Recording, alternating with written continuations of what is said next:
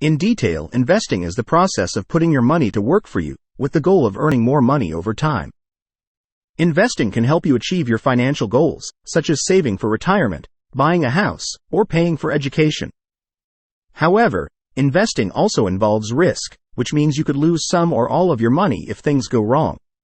Therefore, it is important to understand the fundamentals of investing before you start. One of the most basic concepts of investing is the trade-off between risk and return.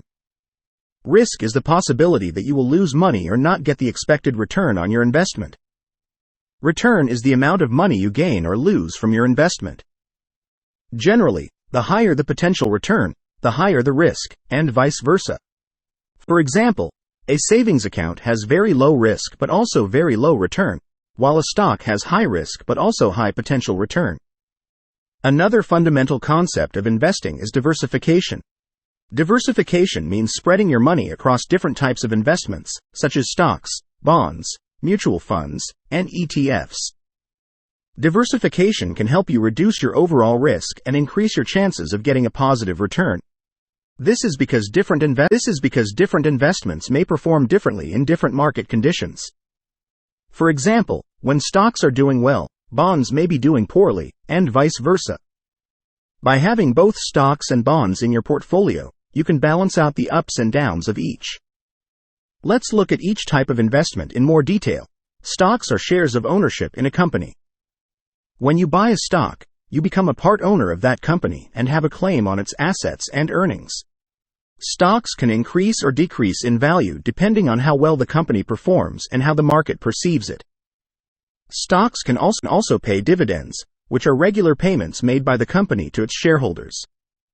Stocks are considered to be risky investments because their prices can fluctuate significantly and unpredictably. Bonds are loans that you make to a government or a corporation. When you buy a bond, you lend your money to the issuer for a certain period of time and receive interest payments in return. At the end of the period, you get back your principal amount. Bonds are considered to be less risky than stocks because they have a fixed interest rate and maturity date. However, bonds can also lose value if interest rates rise or if the issuer defaults on its payments. Mutual funds are collections of stocks, bonds, or other securities that are professionally managed by a fund manager.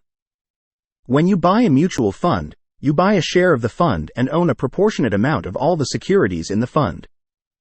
Mutual funds can offer diversification and convenience because they allow you to invest in many different securities with one purchase.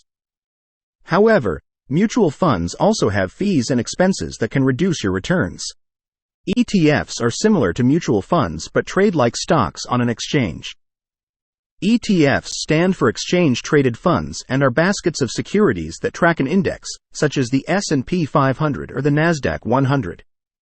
When you buy an ETF, you buy a share of the ETF and own a fraction of all the securities in the index.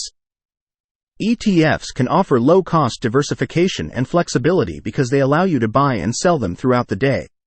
However, ETFs also have trading costs and tracking errors that can affect your returns. Don't miss out on our financial wisdom. Hit that subscribe button and ring the bell to stay updated with our latest money tips and tricks.